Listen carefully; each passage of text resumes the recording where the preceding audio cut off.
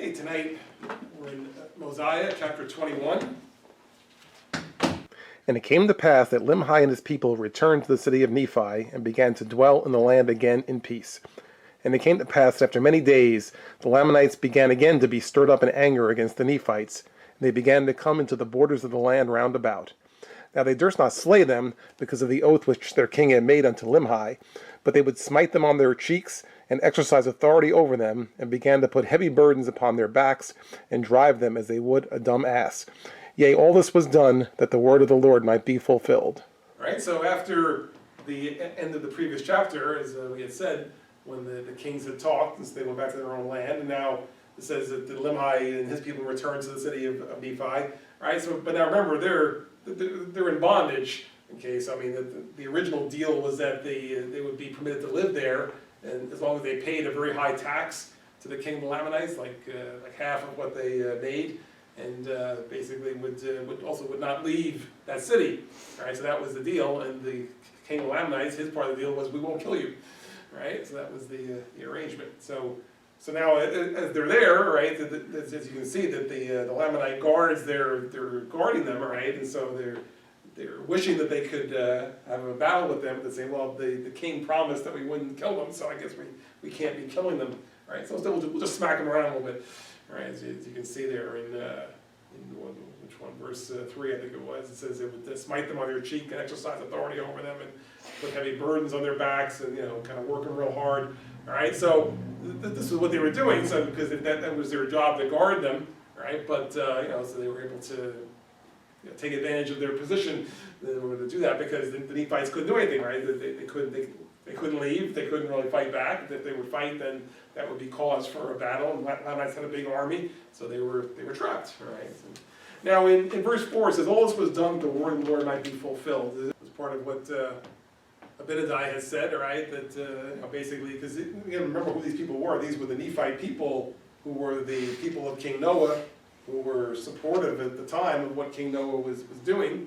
And so then they were more or less told, you know what, the time's going to come when this is going to happen. You're going to be treated like beasts, and have burden put on you, and be treated badly, let's just say, all right, and treated in this way. So yes, it was foretold even by Abinadi when he was prophesying that this would happen to them if they wouldn't hearken to his words. All right, so there was a penalty to be realized, and now they're living the penalty. Okay, that this is happening, and granted, it's the enemies that are doing to them, but see, I mean, God can use anybody to do anything. So here he's basically using their enemy to punish them in the way that he foretold would happen. And now the afflictions of the Nephites were great, and there was no way that they could deliver themselves out of their hands, for the Lamanites had surrounded them on every side. And it came to pass that the people began to murmur with the king because of their afflictions, and they began to be desirous to go against them to battle. And they did afflict the king sorely with their complaints. Therefore he granted unto them that they should do according to their desires. And they gathered themselves together again, and put on their armor, and went forth against the Lamanites to drive them out of their land. And it came to pass that the Lamanites did beat them, and drove them back, and slew many of them. Their frustration was such that they eventually did what? Complained, right? Complained to the king, and what they want the king to do for them? Give them permission to fight or rebel, right? So that's what they're looking for. Is they're treating us horribly, Be better off fighting a war than where it's all one way and we're just smacked around and treated like animals. So finally they said to the king, "We gotta do something." So the king relented. Says, "Okay, well, if that's what you want to do, then have at it." And but unfortunately, when they did that, so the Lamanites had a big army, as I said earlier. So they were beaten back, and slew many of them at the end of verse 8. So now people were being killed and so forth. So this was probably not a better outcome, but they were frustrated at that point where they had to try to do something. And now there was a great mourning and lamentation among the people of Limhi, the widow mourning for her husband, the son and the daughter mourning for their father, and the brothers for their brethren. Now there were a great many widows in the land, and they did cry mightily from day to day, for a great fear of the Lamanites had come upon them. And it came to pass that their continual cries did stir up the remainder of the people of Limhi to anger against the Lamanites, and they went again to battle, but they were driven back again, suffering much loss. Yea, they went again even the third time, and suffered in the like manner. and those that were not slain returned again to the city of Nephi. So it says that they tried even 2 more times, and then of course if you think about it, every time you lose, your army is less, right? So the odds are even more stacked against you. But they were frustrated, and they were affected by the widows and everyone being so affected by their losses, husbands, brothers, sons, whatever. So right, so now they were gonna say we got to get back at them now, and so they try again and again, but unfortunately the same result. And they did humble themselves even to the dust, subjecting themselves to the yoke of bondage, submitting themselves to be smitten and to be driven to and fro and burdened according to the desires of their enemies. And they did humble themselves even in the depths of humility, and they did cry mightily to God. Yea, even all the day long did they cry unto their God, that he would deliver them out of their afflictions. Now the Lord was slow to hear their cry because of their iniquities. Nevertheless, the Lord did hear their cries, and began to soften the hearts of the Lamanites, that they began to ease their burdens. Yet the Lord did not see fit to deliver them out of bondage. So you see now in 13 and 14, it's saying that they started to humble themselves, right, and humble themselves before God. They maybe were somewhat proud before and said, we can beat these guys. So they went out and fought these battles, and then they suffered big losses. So after a few of those, you become a little bit less proud when you realize that we're not invincible, we're not necessarily better than somebody else. So that this was what they discovered, and so for the reasons that you just said, it says now they started to humble themselves before God, realizing that they're fighting even against the teachings of God, and you just can't do that. So this was what they were realizing. So now it says they're going to humble themselves before God. It says all day long they were humbling themselves before God. That's all they had left to do now is turn to God. Somewhere inside most people is an acknowledgement that there is God, right? That God is there, even though many people live their life as if there is no God, right? And won't acknowledge Him and won't, certainly won't pray or anything. That's not for me. But yet, most people somewhere in there they know that there's a God. And because when the times are suddenly terrible, then all of a sudden everybody's looking to God. So what happened? Did they all figure it out at the same time? No, it was in there all the time. Just it's suppressed and kept down. But then when the time comes, then it comes out.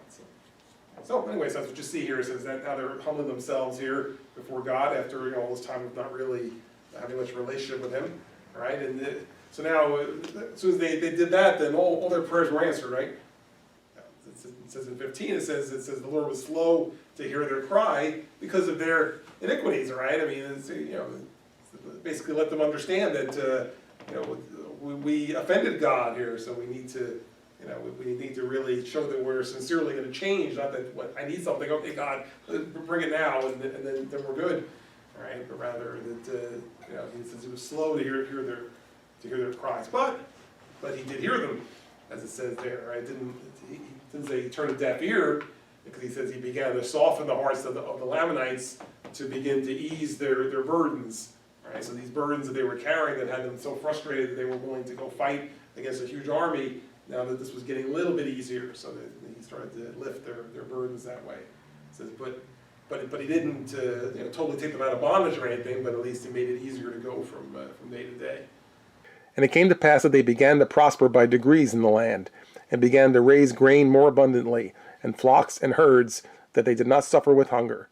Now there was a great number of women, more than there was of men. Therefore King Limhi commanded that every man should impart to the support of the widows and their children, that they might not perish with hunger. And this they did, because of the greatness of their number that had been slain.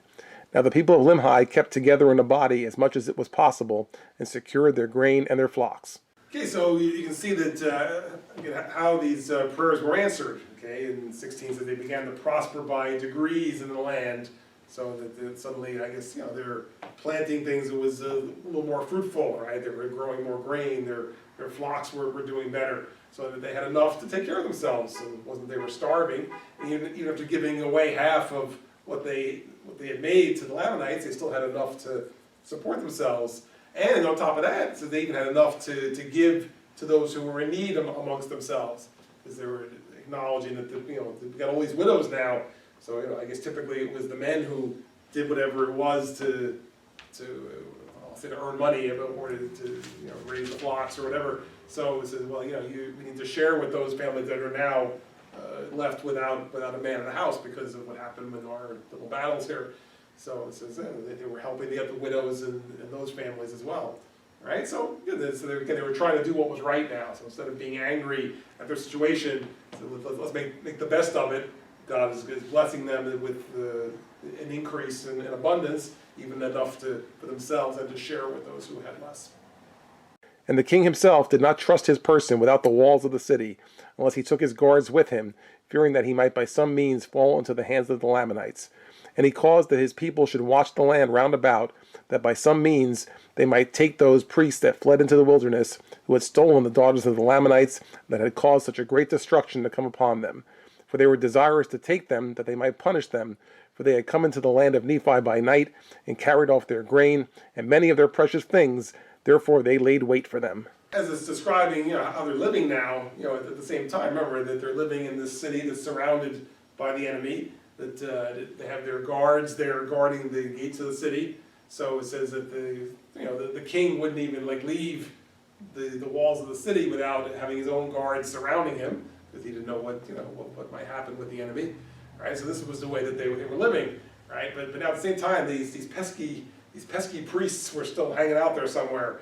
Right? So gee, wish we could find those guys, right? Because they're the ones who caused all the trouble here. They're the ones who kidnapped those girls, and and on top of that, they're sneaking into the city at night and swiping our stuff, right? Because they're not out. They're out there. They're not doing anything for themselves. They're just hanging out in the wilderness, and so they need to eat too. So they're coming in and helping themselves to our stuff here.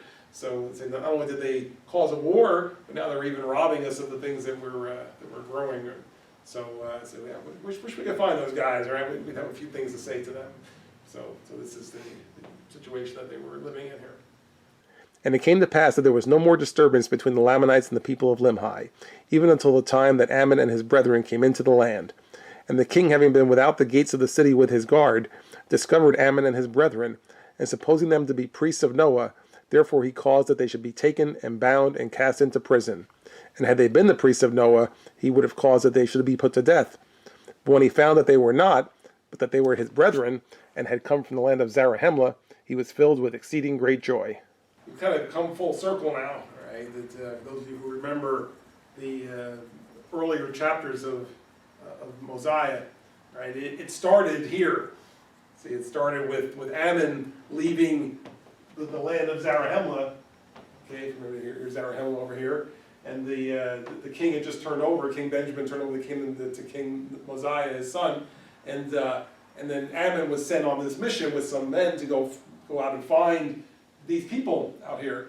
And so when they came and they found Limhi and his guards outside the city, remember they were captured, they were put in prison, and then finally the king allowed him to come and speak and say who he was. Okay, so now so once that happened, then now they were kind of comparing notes and going back to the beginning and telling the whole story of how they came to be here. That's what we've been reading. So Limhi said, let me tell you a story. Let me tell you how we came to be here. My grandfather Zenith came here, and he found this land, and then his son was Noah, the wicked king, and so he's telling this whole story, and now he's back to the point where we started from. Okay, so he went back however many years, and now the story is up to, if you will, today. So he says that Ammon came with his group, and thinking that they were the wicked priests of King Noah, they grabbed them right away. Right, said, hey, this is them. Right, so they took them and put them in prison. No, I guess maybe they didn't know what they looked like, but they took them and put them in prison.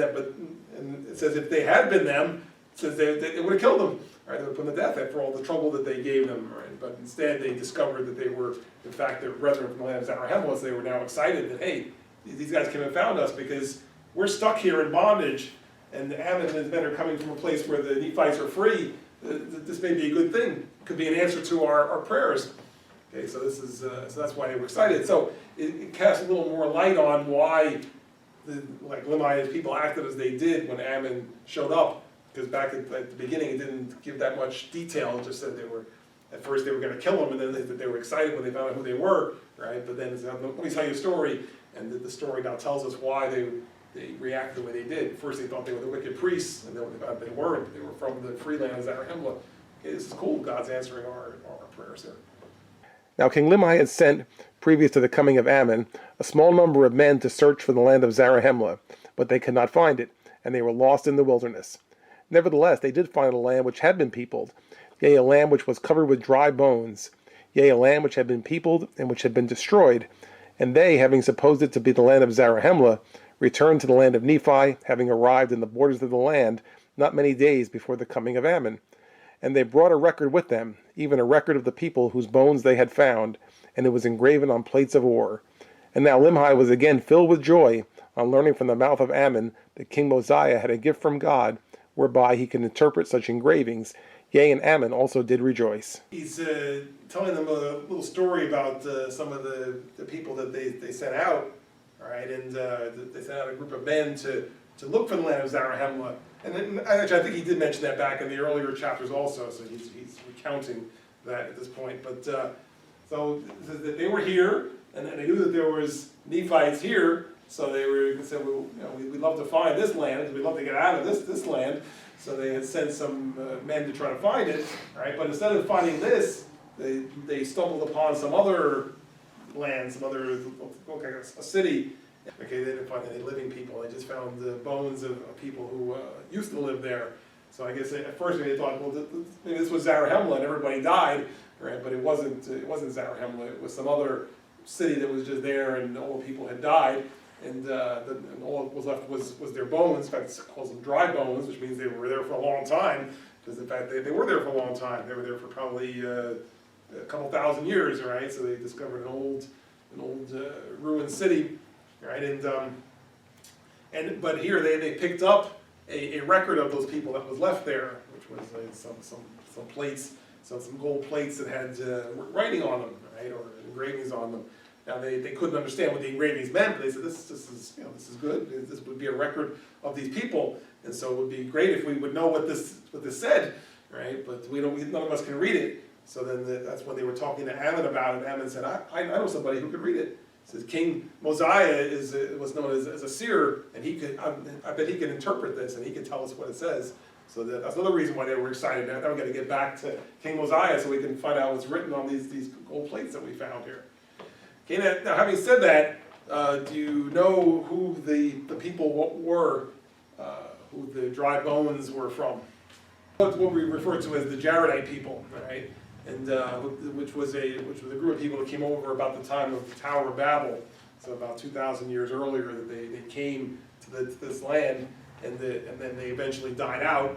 So now they're just their bones were left, and they kept a record. And the reason that we know who it was is because of the record that was kept, because it wasn't eventually translated into their own language, and they knew who it was that they were, right? And so we're not going to say too much more about them right now, but what I will tell you for those who are not aware of that, so that it was like a little separate book, if you will, if you want to call it a little book, that was from those gold plates. And so when that was translated over, it was put with the records they were keeping. And so when they were almost done making this book, they said, you know what, this would be a good story to have too. So they slap it in the back of this book.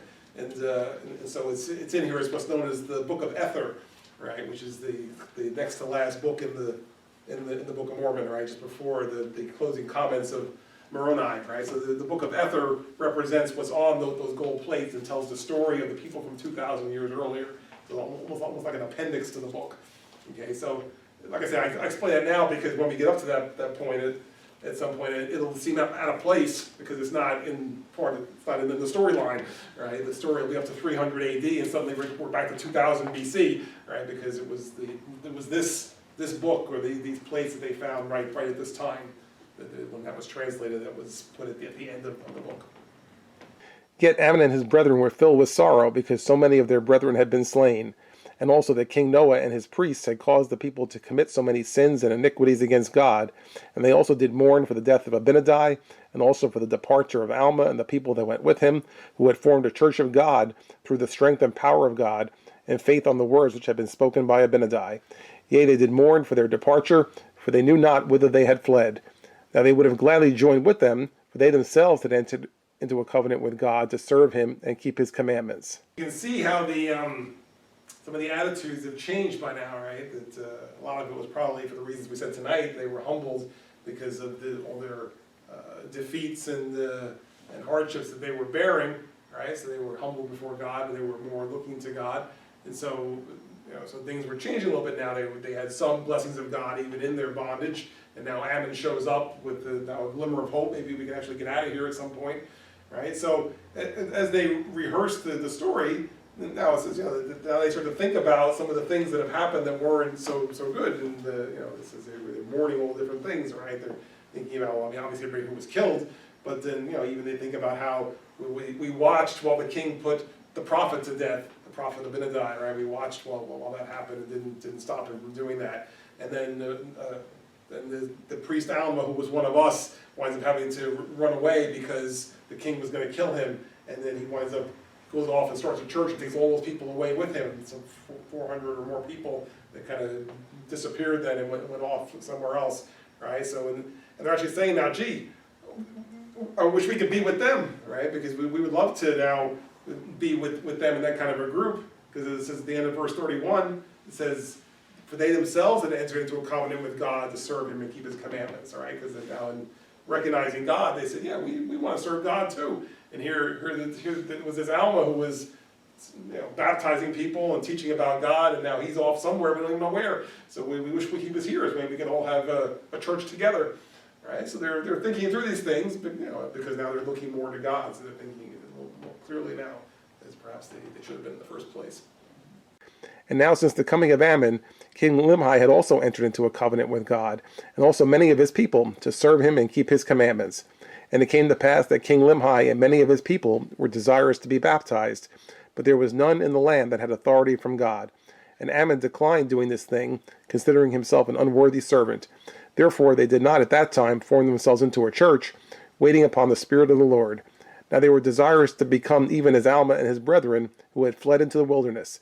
They were desirous to be baptized as a witness and a testimony that they were willing to serve God with all their hearts. Nevertheless, they did prolong the time, an account of their baptism shall be given hereafter. And now all the study of Ammon and his people, and King Limhi and his people, was to deliver themselves out of the hands of the Lamanites and from bondage. It mentions that the king had also entered into a covenant with God since the coming of Ammon. So since Ammon got there, and because Ammon came and was a man of God, and so he was affected by Ammon coming and bringing the people and being led by God to be there. So it says that even the king now recognized God and made his own covenant with God. So it says, gee, now that we're wanting to serve God, it'd be nice that we could get baptized, right? But now notice it says that there was none in the land that had authority from God. It's not just that anybody can baptize, right? It has to be somebody who God grants that authority to do that, right? So there were no priests or whatever they would have been referred to at the time to be able to baptize. So therefore, we can't get baptized until somebody with authority can baptize us, right? So and we do the same, of course, today in the church. We recognize that there's a certain authority passed down through the ministry, and so that, and if you remember when you were baptized, that was even part of the words, right? It says, having authority given me of Jesus Christ, right? So that's the first thing. So we recognize that there is a need to have a certain authority from God in order to be able to do that. So we don't take that lightly, certainly, right? But so it says here, there was none who had authority from God. Now, perhaps Ammon would have had the ability to do that, but it says, but he chose not to do that at this time, and said that this isn't the time to do that. Because I think it says Ammon declined, considering himself an unworthy servant, right? So he didn't feel that he was really in the right frame of mind, maybe, to be able to do this right now. So let's just put that off and say, we only need to be baptized, but God will provide a time for that to happen. Instead, right now, let's focus on one thing for now, and that one thing was what? On being free from bondage? Exactly, right. Let's figure out how we're going to get you all out of here, all right? Because if we can do that, then you'll be able to be baptized and we'll be able to be part of the church and so forth. You'll be able to live a free life. So the first things first, we got to get you out of here. So that's why Ammon and his people and Limhi and his people, let's sit down and study this and figure out a way to get ourselves free from bondage.